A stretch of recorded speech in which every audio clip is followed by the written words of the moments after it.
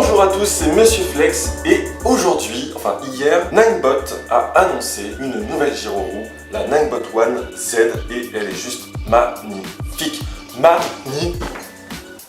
Alors elle a été annoncée hier, donc samedi 12 août, sur le site chinois de Segway Ninebot, et ils ont annoncé donc une nouvelle gyroroue, beaucoup plus puissante que ses précédentes, beaucoup plus grosse, beaucoup plus belle, enfin magnifique, la roue que j'attendais depuis un moment, depuis longtemps, puisque avec ma Ninebot One Plus, je suis devenu assez limité sur l'autonomie de la roue surtout, et un petit peu la vitesse. Et là, ça y est, j'attendais moi passer à une autre roue, peut-être une Gotway M Super 3 par exemple. Et qu'est-ce que j'apprends? Ninebot sort une nouvelle gyroroue, la roue que j'attendais vraiment, mais merci Ninebot. Merci. Avant d'annoncer cette roue, Segway commençait à teaser, avec une image, je vais vous la mettre juste ici, voilà, commençait à teaser un nouveau produit de la marque, mais on s'attendait pas du tout à ce que ce soit une roue électrique. Et voilà, en voyant ce petit symbole, moi je pensais que ça allait être soit un skate électrique, soit une trottinette. Et il s'avère que c'est une trottinette, donc elle a été montrée aussi sur le site chinois, qui est vraiment belle, qui s'approche du design un peu de la InMotion LTF, ou du Nitro, je sais plus quoi, je connais pas trop les marques de trottinettes, excusez-moi. Mais voilà, très belle, très fine, on croirait à peine que c'est une trottinette électrique. Et qu'est-ce que j'apprends en cherchant des nouvelles sur Segway? Une roue électrique, gyroroue, donc la One Z, pas du tout encore présentée officiellement sur les sites français et américains, j'ai pas vu. Pour l'instant que sur les sites chinois, donc on attend une annonce prochainement, j'espère. Avant toute chose, parlons du design.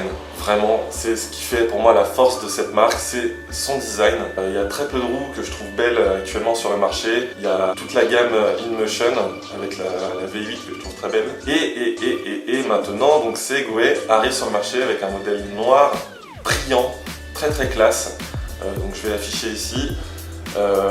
Voilà, faut savoir qu'avant je commençais un peu à me renseigner pour changer de roue, pour en avoir une plus puissante, et je m'étais intéressé sur le modèle Gotway M Super 3 que je vais afficher juste ici, donc comme ça on va voir les deux côte à côte. Au niveau design, on pourrait penser que ça se rapproche un petit peu, c'est vrai que du coup Ninebot est parti sur un modèle noir et une forme un petit peu incurvée, enfin une forme inclinée vers l'avant, je sais pas si je m'exprime bien, si on comprend, donc une forme inclinée vers l'avant, c'est ce que propose déjà Gotway sur sa M Super 3. Mais à l'inverse de la M Super 3, je trouve que leur plastique chez Segway, chez Ninebot en tout cas, fait vraiment moins cheap, moins plastique fragile. Là vous avez un plastique dur, brillant.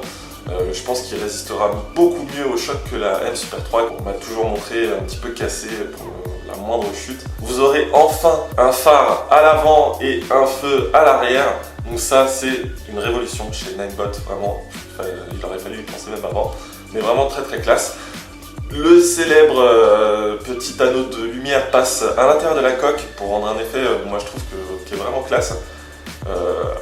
Voilà, ça change des trois petites LED qu'on trouve sur les M Super. Bon, après vous pouvez toujours les customiser comme vous voulez avec des LED que vous achetez sur le marché.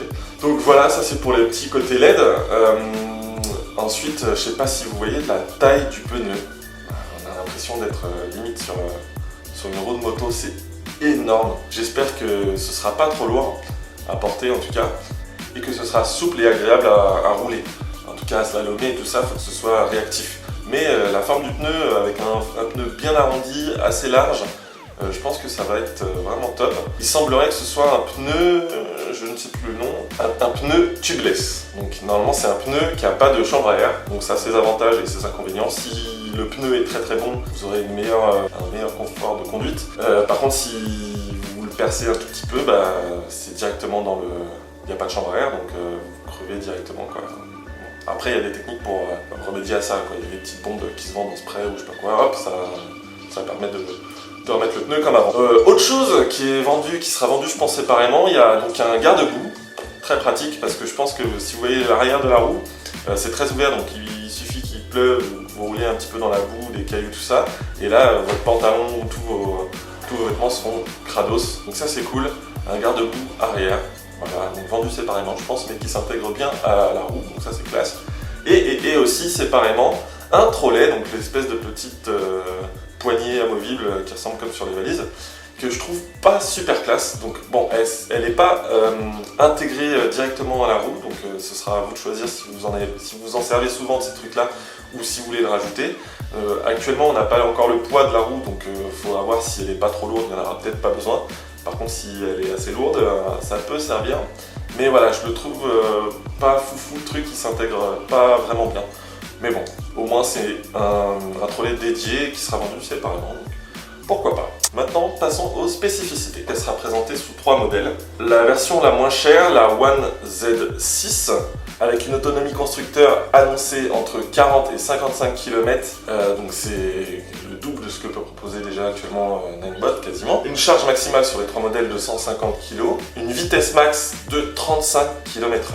Voilà, donc je pense qu'en France, ce sera bridé évidemment, parce que Ninebot était le fervent défenseur des 25 km/h maximum sur les roues, et en même temps c'est la législation, c'est la loi, c'est comme ça, hein, donc on vous en veut pas. Ensuite, deuxième modèle, la One Z8, donc là on booste un peu plus les performances, avec une autonomie entre 60 et 80 km, donc constructeur, on verra en vrai ce que ça vaut. Une vitesse max de 40 km/h, une batterie de 862 Wh et une puissance moteur de 1500 watts. Et maintenant le modèle haut de gamme, le modèle que je veux absolument, la One Z10, vraiment le top du top. Ils ont boosté tout au max, vous pourrez aller entre 80 et 100 km d'autonomie, donc ça c'est le top, vraiment, jamais en panne de batterie, on espère. Une vitesse max de 45 km/h, donc là, casque intégral obligatoire, vraiment protection partout si vous allez à cette vitesse, c'est vraiment c'est impressionnant. Une batterie de 1000 Wh, un moteur de 1800 watts, et j'ai pas dit, mais sur tous les modèles, une pente inclinaison à 25 degrés pour ce modèle-ci, et pour les 2 modèles sous ce modèle-ci à 20 degrés à peu près. Voilà, je crois que j'ai tout dit. J'espère que cette vidéo vous a plu, si vous vous intéressiez à cette roue justement, ou si vous venez de découvrir sur ma page ou sur YouTube. J'ai vraiment hâte qu'elle sorte, il n'y a pas encore de date précise de diffuser. On n'a même pas encore l'annonce officielle en France, donc on attend de voir, ça peut prendre encore un certain temps. Mais j'ai vraiment hâte d'essayer cette roue et je crois que je vais claquer ma thune dessus. J'ai pas d'argent mais je vais claquer, c'est pas grave. C'est pas grave. Bon ben, c'est tout pour moi, c'était Monsieur Flex. Ça me ferait plaisir si vous abonnez en cliquant sur le bouton qui va s'afficher ici, c'est gratuit. Ça permet de me soutenir et puis de voir mes prochaines vidéos, de voir les anciennes et tout ça, blablabla, blablabla. Ciao, merci à vous.